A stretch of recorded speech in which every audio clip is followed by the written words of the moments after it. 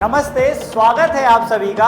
तो बहुत सारे स्टूडेंट्स का ऐसा डाउट था कि भैया कहा तो जाता है कि टाइम टाइम पर हमें रिवीजन करते रहना चाहिए, लेकिन हमें पता नहीं है कि प्रॉपर रिवीजन शेड्यूल कैसे बनाया जाए या हमें कोई भी टॉपिक्स का या किसी भी सब्जेक्ट का रिवीजन कैसे किया जाता है, ये नहीं आता। तो इस वीडियो में मैं आपको बताने वाला हूँ कि हमें रिवीजन कैसे करना चाहिए और पूरा रिवीजन शेड्यूल हमें कैसे बनाना चाहिए। तो चलिए शुरुआत करते हैं। तो मेक अ रिवीजन कॉपी, आपकी एक रिवीजन की कॉपी जरूर होना चाहिए। उसमें आपका पूरा शेड्यूल लिखा हो कि आप कैसे कैसे आप रिवीजन करेंगे, किस तरीके से आप रिवीजन करेंगे। तो एक छोटी सी रिवीजन कॉपी आप जरूर बना लीजिए। और एक बात ध्यान रखिए, रिवीजन जो है ना अपने आप में एक स्ट्रेटजी है।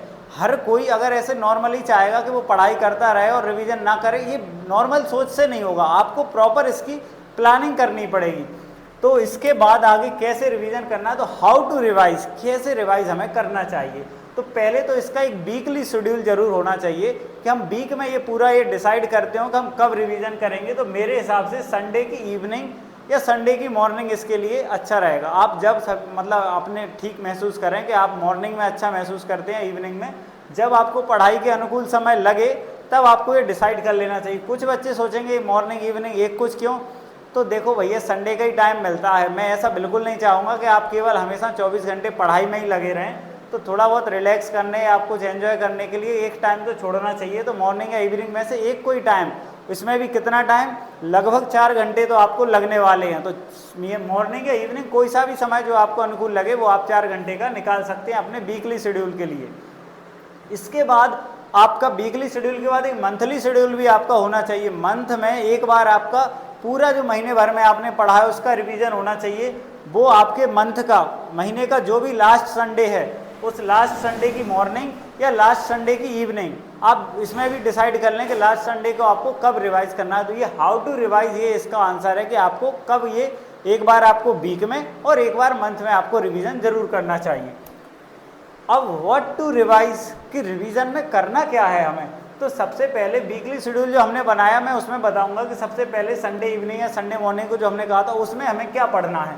तो उसमें कंप्लीटेड चैप्टर इस वीक में, मान लो जिस वीक के संडे को आप पढ़ रहे हैं तो उस वीक में पिछले संडे से लेकर इस संडे के बीच में जिस सब्जेक्ट के जो जो चैप्टर लिखे हैं वो आप अपनी रिवीजन कॉपी में लिख लीजिए। कि मान लीजिए मैथ में 2nd चैप्टर हो चुका है तो उसका आपको रिवीजन करना है, साइंस में 3rd चैप्टर हो चुका है तो उसका रिवीजन करना है। तो जो जो चैप्टर कंप्लीट हो चुके हैं उनका आपको रिवीजन करना है। कौन से, उस वीक में जो कंप्लीट हुए तो वो कंप्लीटेड चैप्टर आप लिख लीजिए। इसके बाद आपको उनका थॉरो रिवीजन करना है। थॉरो का मतलब एक विस्तृत रिवीजन करना है, ऐसे जल्दी जल्दी नहीं पढ़ते जाना, इसलिए हम ज़्यादा टाइम देने वाले हैं इसमें।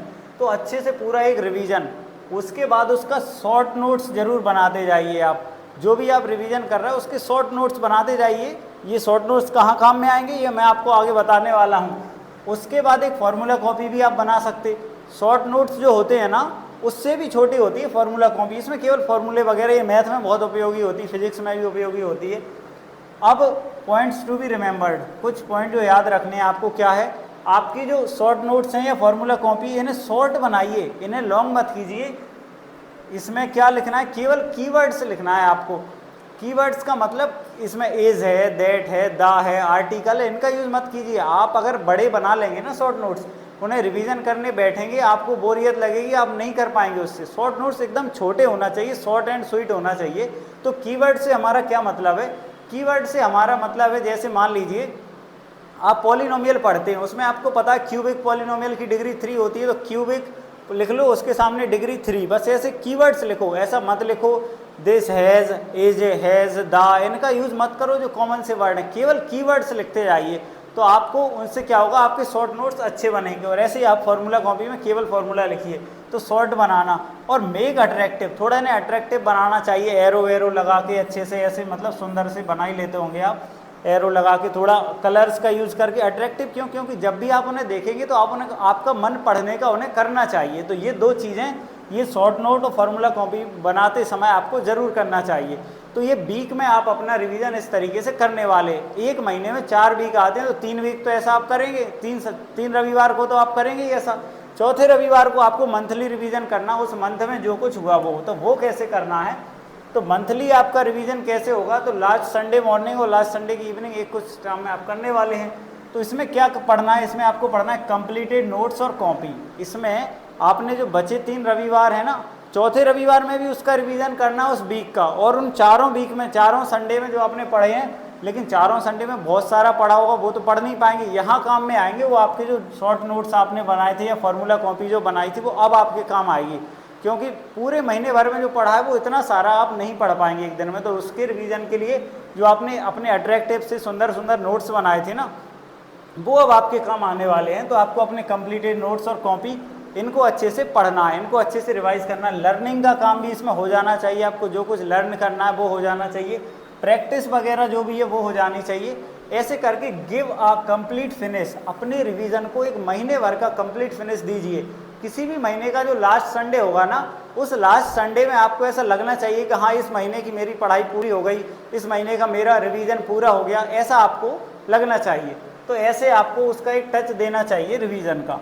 अगर आप ऐसी स्ट्रेटजी बनाते हैं तो this revision strategy will make your study 10 times better. मैं गारंटी देता हूं कि अगर आप इस तरीके से पूरा रिवीजन करते हैं तो आपकी पढ़ाई का स्तर जो कुछ अभी है वो 10 गुना अच्छा होने वाला है, आपकी पढ़ाई 10 गुना अच्छी होने वाली है। आप बिल्कुल ऐसे प्रॉपर रिवीजन शेड्यूल बनाइए। तो अंत में मैं यही कहना चाहूँगा कि चाणक्य नीति में आचार्य चाणक्य लिखते हैं कि अनभ्यासे शास्त्रम विषम, मतलब बिना अभ्यास के आप कोई भी शास्त्र पढ़ते हैं वो विष के समान है। तो आप जो कुछ भी पढ़ते हैं, अगर आपका प्रॉपर अभ्यास, प्रॉपर रिवीजन उसका नहीं होता है तो वो फिर आपका पढ़ा हुआ कोई मतलब का नहीं होता है। तो आप भी जैसा मैंने बताया वैसा अपना रिवीजन शेड्यूल बनाएंगे और उसमें आपको जो कुछ अच्छा लगता है वो भी उसमें जोड़ते जाएं और प्रॉपर रिवीजन करते रहें। तो मेरा ये विश्वास है कि निश्चित रूप से आपकी पढ़ाई बहुत अच्छी होने वाली है, ऐसी मैं उम्मीद करता हूँ। तो फिर मिलते हैं आगे की वीडियोज़ में। धन्यवाद।